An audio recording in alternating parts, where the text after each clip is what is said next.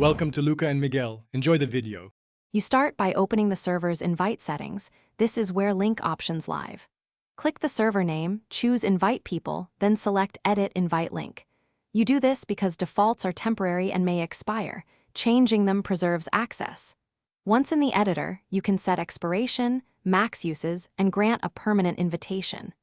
Make sure you actually have Manage Server permission. Without it, you cannot change these values. Now you adjust the key parameters: expire after and max uses. Choose never for a persistent link or a short duration for limited access. This controls how long outsiders can join. Max uses caps how many people can use it. Set a number to prevent mass entry. You can also toggle temporary membership to auto-kick non-verified users when they leave. Once configured, click Generate or Save so the modified invite is created, and finish by saving and copying the updated invite. Share it where appropriate.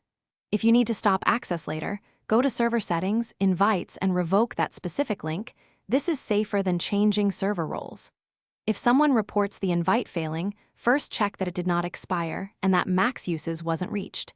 Then verify your Manage Server permission or that the target channel still exists. Reset or recreate the link if issues persist. Thanks for watching and please subscribe. It's the best investment you'll ever make.